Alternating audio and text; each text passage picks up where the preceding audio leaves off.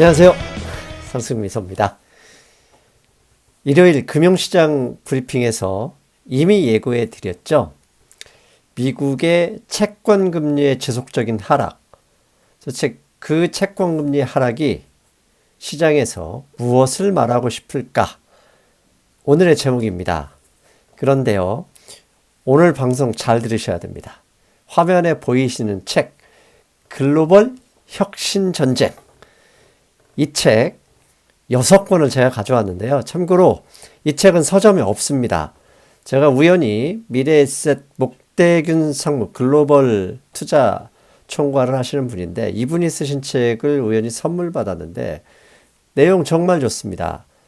뭐 5G니 사물 인터넷이니 이런 책들을 보면 기술 위주로 돼 있잖아요. 근데 이분의 책은 그 기술을 간단히 설명해 줬고 그 기술이 글로벌 경제에 어떻게 쓰이며 그 기술로 세상이 어떻게 변하고 돈이 어느 회사로 모이는지 아주 정말 경제와 투자, 기술 베이스가 아닌 경제와 투자 베이스에서 정말 잘 설명해 주셨습니다. 그래서 이 책은 서점에서 팔지 않고요. 사내 아닌데 제가 6권을 얻었습니다. 그래서 오늘 언제 퀴즈가 나올지 모릅니다. 퀴즈 정답자 6분에게 이 책 선물로 드리겠습니다. 아셨죠? 방심하시면 안 됩니다.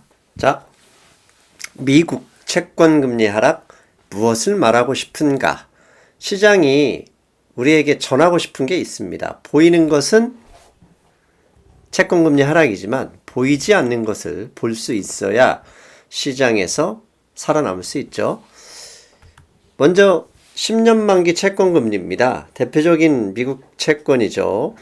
지난 10월 고점 이후에 연말까지 지속적으로 하락했었죠. 3.2%를 넘다가 연말에 2.4%까지 갔고 그런 채권금리가 3월 이후에 갑자기 더 많이 하락하고 있습니다. 그래서 종가 기준으로는 2.61 2.58 이 정도 됩니다.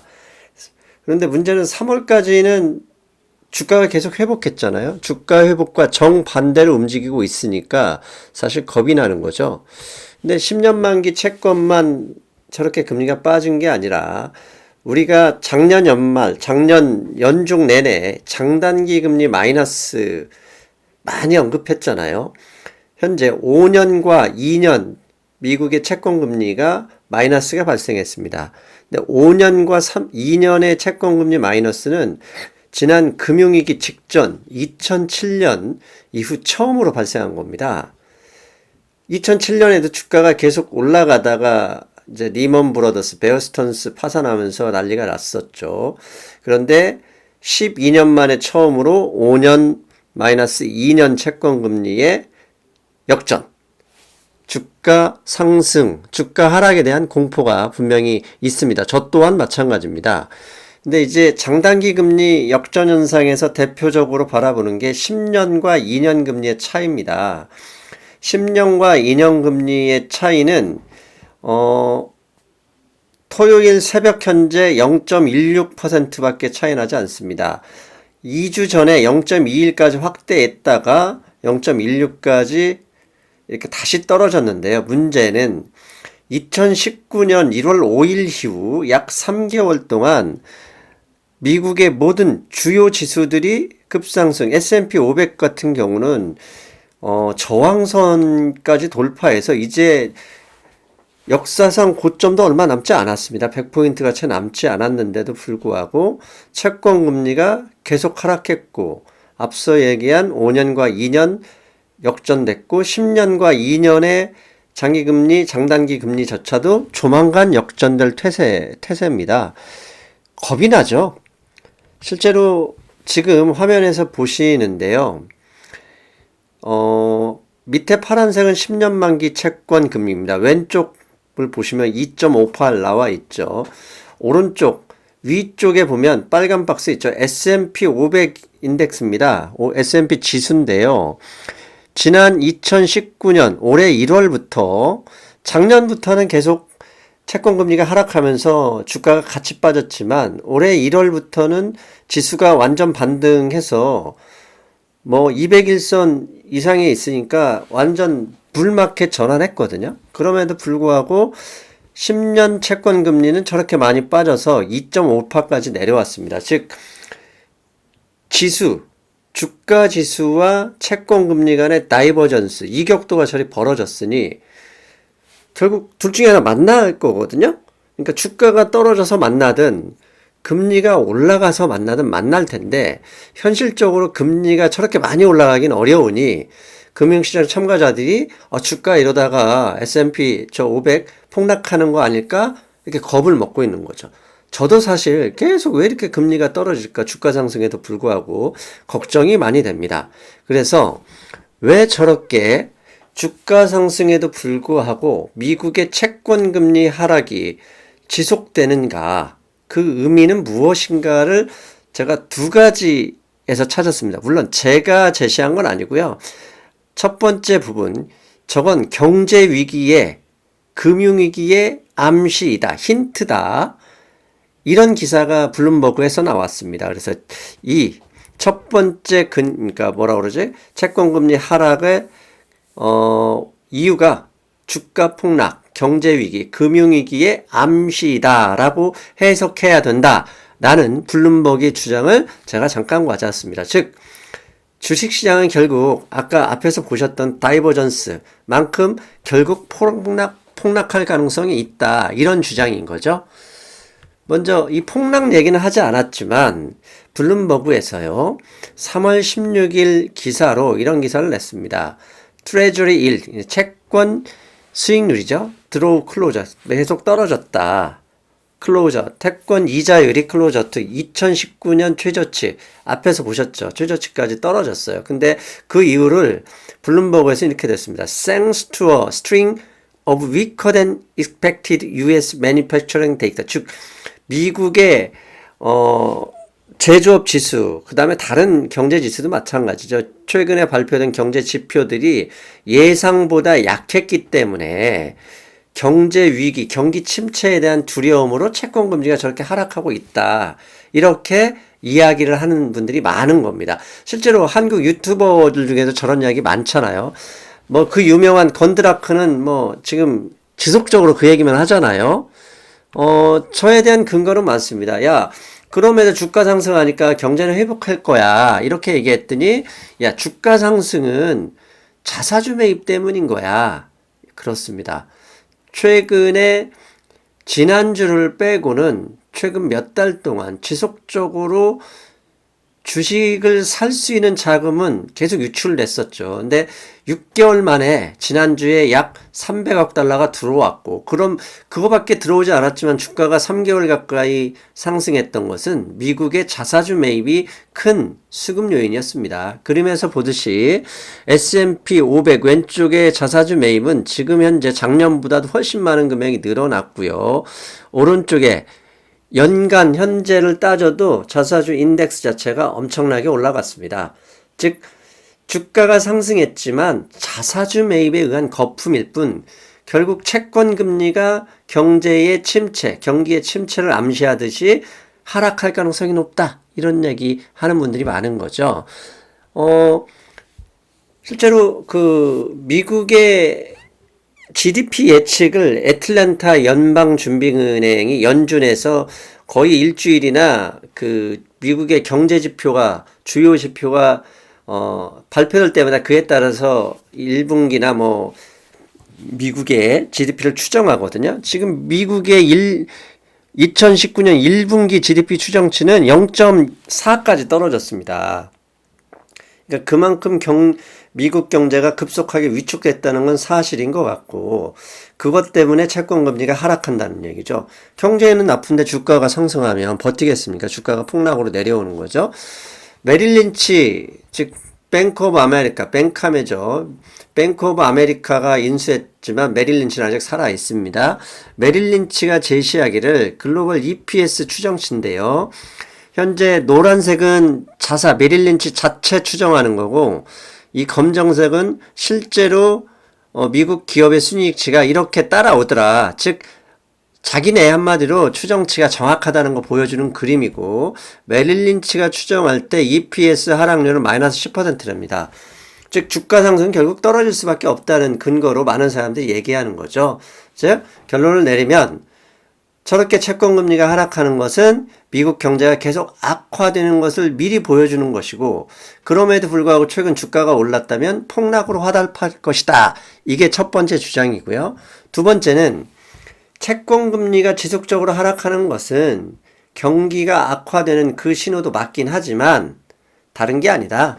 페드가 이번 주 20일에 한국 시간은 목요일일 겁니다. 아마 20일에 3월 FOMC가 열리는데 거기에서 추가금리 인하, 기준금리, 추가금리 인하 가능성에 대해서 언급이 나올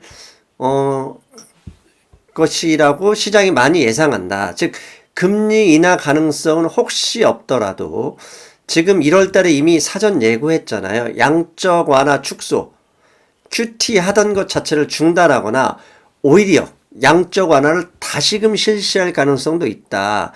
이것 때문에 금융시장, 채권시장 참여자들이 미리 배팅하는 것일 수도 있어. 이렇게 얘기하는 사람도 있습니다. 이는 누가 예상인지 우리는 모르지만 이와 관련한 기사가 나왔는데요. 오늘 새벽 영국의 파이낸셜 타임스에서 나왔습니다. 파이낸셜 타임스에서 제목을 보면 트레저리 일드, 채권 금리죠. 슬라이드 하락한다. 왜? As more investors, 투자자들, 채권시장 투자자들이 bet on Fed rate cut, 즉 Fed의 금리 인하 가능성에 배팅하기 때문에 하락한다. 이렇게 기사가 나왔습니다. 그러면서 기사 내용을 옆에 보면 이런 얘기 있어요. 밑에 노란색 보세요. Ratchet of expectation that Fed, Federal Reserve, Fed입니다. Fed could cut interest rate later this year. 즉 올해 연말쯤에, 올해 하반기쯤에 Fed가 could cut, 기준금리를 인하할 가능성에 대한 기대가 점점 상승하면서 채권금리가 하락하고 있다. 이렇게 얘기를 했습니다. 그러면서 그 파이낸셜 타임스는 추가적으로 이런 얘기를 했습니다. 그에 대한 근거로, 자기네들이 그렇게 판단하는 근거로 30년과 10년, 미국의 30년 만기 채권금리가 있거든요. 30년과 10년 만기 국채금리 차이가 작년 7월 저점 0.17%로 좁혀졌다가 약 8개월, 9개월간 계속 올라갔다. 그래서 0.43%까지 확대되는 것으로 볼 때 자기네들은 파이낸셜 타임스는 이번 미국의 주가 상승에도 불구하고 하락하는 채권금리는 결국 페드의 더비시한 정책에 대한 배팅이다. 이런 얘기를 했습니다. 그래서 위에 기사 잠깐 보시면 expectation, 그러니까 기대, 무슨 기대냐? that slower growth, 즉 미국 경제가 성장하는 게 좀 하락한다는 거죠. 성장 정체가 will encourage the Fed, Fed를 좀 이렇게 부추길 것이다. 뭘 부추기냐? To keep the brakes on further rate tightening, also driving a stepping to the back end of the so-called yield curve. 즉 앞에서 얘기한 겁니다. 미국 경제가 침체될 가능성이 높으니 최근에 발표된 지표들을 참고할 때 페드는 결국 금리를 못 올리거나 금리 인하 가능성에 대한 언급을 할 것이다. 그걸 미리 시장 참여자들이 배팅해서 금리가 공격적으로 내려왔고, 그런 것을 판단할 수 있는 지표로서 30년과 10년 만기 국채의 차이를 이야기했던 겁니다. 실제로 CME 아시죠? 시카고 선물거래소 CME가 있습니다. CME에는 별의별 게 다 상장되어 있습니다. 심지어 트럼프 대통령의 탄핵 가능성조차도 선물로 상장되어 있습니다. 근데 그 상장 지수가 의외로 배팅한다는 게 작은 돈 배팅하는 게 아니니까 점점 현실에 가까워지는 쪽으로 대부분 수렴되거든요. 근데 대표적인 것 중에 경제 이 선물 중에 하나가 Federal Fund Rate Futures입니다. 즉 앞으로 연방준비은행이 기준금리를 어떻게 할 것인가에 대해 배팅하는데요. 최근에 내년 1월, 2020년 1월 금리를 맞추는 지금 선물에 보면 빨간 박스 보이시죠? 지금 현재 2.5%에서 오히려 내년 1월에는 0.25% 하락할 것이라는데 30% 가까운 사람들이 배팅하고 있습니다. 이게 불과 몇 달 전까지만 해도, 뭐 몇 달까지도 필요 없어요. 한 달 전까지만 해도 저 확률이 5%도 되지 않았어요. 근데 순식간에 한 달 만에 30% 가까이 높아지는 걸 볼 때 도박하는 사람들 정보력이 참 만만치 않지 않습니까? 결국 이번 달 3월에 FOMC에서 페드가 상당히 금리 인하 가능성, 하반기에 금리 인하 가능성의 높은 정책으로 갈 가능성이 높다. 그러면 기준금리를 당장 인하할 가능성은 없겠지만 이번 달에는 양적 완화 축소하던 걸 없애거나 다시 되돌릴 가능성, 그런 관련한 언질, 발언을 할 가능성이 높지 않느냐. 그것 때문에 최근 채권금리가 하락하는 것이라고 파이낸셜 타임스는 보고 있었던 겁니다. 그렇다면 두 가지죠. 경제 위기 때문에 채권금리가 하락하고 그렇게 이격도가 벌어진 주가가 폭락할 것이라고 생각하는 것과, 그게 첫 번째고요. 두 번째, 그건 별개로 페드가 최근에 경제 지표가 좋지 않은 걸 가지고 판단해서 향후에 금리 인하 가능성, 적어도 연말에 금리를 인하할 가능성이 높거나 양적 완화 축소하던 걸 중단 또는 양적 완화를 오히려 다시 개시하는 쪽으로 이야기가 나올 가능성이 있기 때문에 채권금리가 하락하는 것이다. 이 두 가지 중에 여러분의 선택은 뭡니까? 저의 선택이요? 저희 선택을 공개하면 저 욕먹기 싫어요. 여러분들이 알아서 선택하실 때, 다만 제가 그건 알려드릴게요. 만약 첫 번째 경제 위기에 대한 신호로서 채권금리가 하락하는 것이다. 페드의 이번 주에 열릴 그것과 상관이 없다. 이렇게 선택하시고, 만약에 그게 맞다면 향후에는 당연히 20일입니다. 20일. 이건 고칠게요. 20일 FOMC 이후에도 채권금리는 지속 하락 가능성이 있겠죠. 거기에 일정 시간이 지난다면 당연히 주가가 하락으로 따라가겠죠. 이게 첫 번째고요. 두 번째, 사실 저는 솔직히 말씀드리면 두 번째에 제 심증이 더 가 있습니다. 최근에 금값 상승이나 이런 걸 볼 때 그렇고요. 만약에 두 번째, 페드가 양적 완화 중단하는 것을 돌려놓거나 연말에 금리 하향 가능성에 대한 아주 조그만 힌트라도 나온다면, 저는 그게 맞다면 당연히 주가는 앞으로는 더 올라가긴 하겠지만 20일 FOMC 이후에는 채권금리가 지금까지 하는 반대로 뉴스에 파는 것처럼 거꾸로 점점점 상승할 가능성이 높겠다. 또한 주가는 폭락이 아니라 조정하고 다시 우상향 가능성을 아주 높게 볼 수 있다. 이렇게 말씀드릴 수 있겠습니다. 자, 그리고 하나 더 보여드릴 게 있습니다.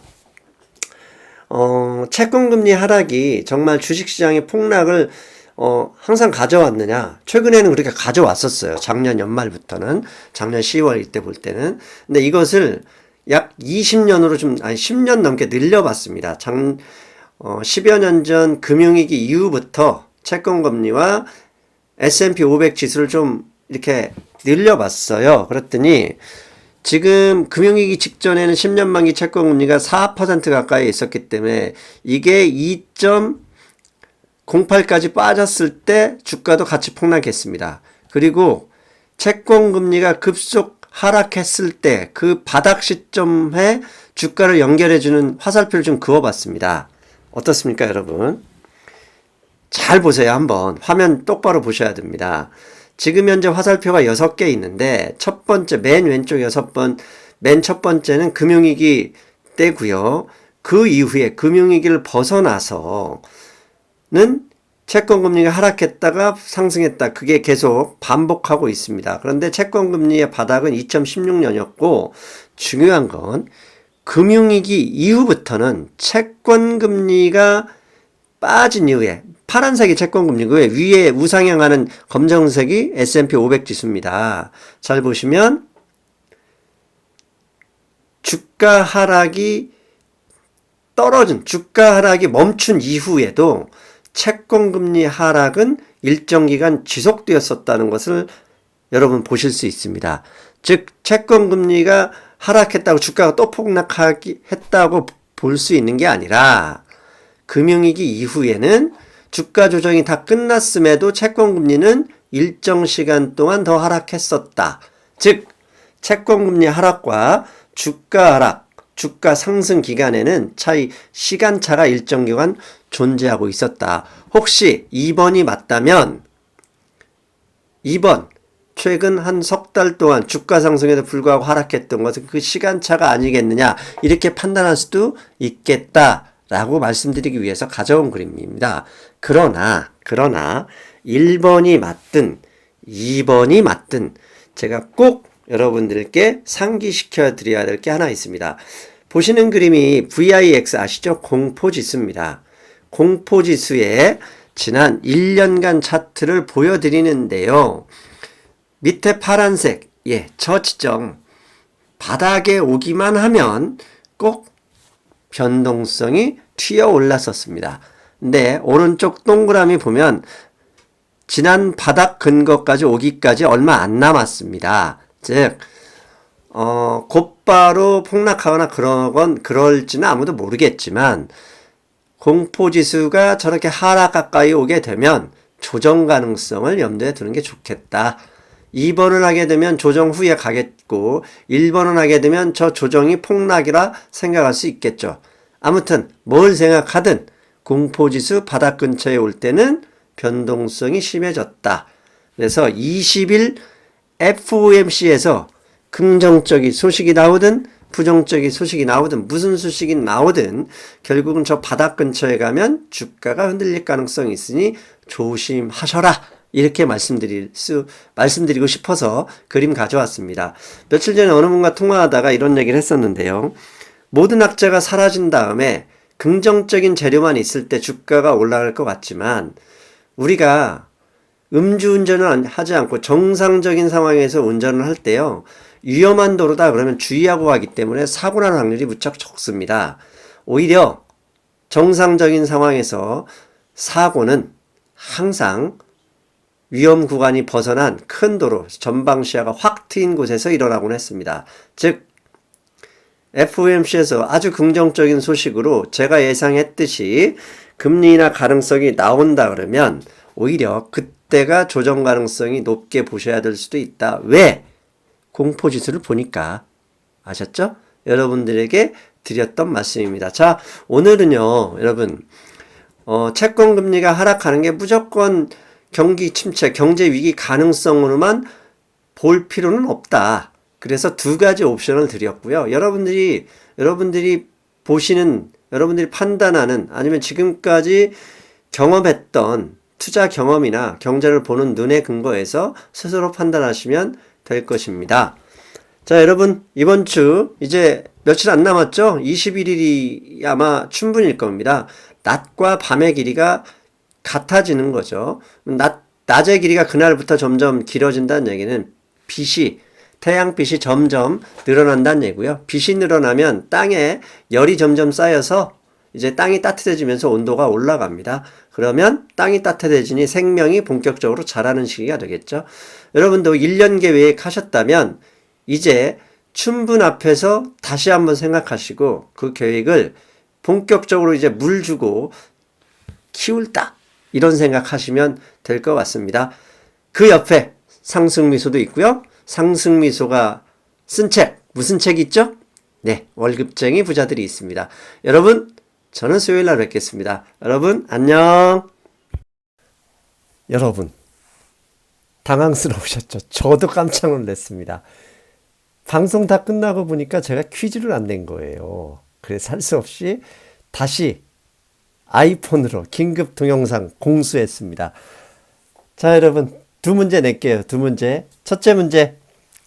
오늘 제가 여러 가지 얘기를 했어요. 여러 가지 얘기를 했는데,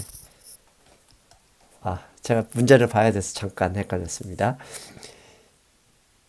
아까 언급했죠. Federal Fund Rate Futures가 화면에 보여드렸는데요. 그게 상장되어 있는 곳이 어디입니까? 그게 첫 번째 문제입니다.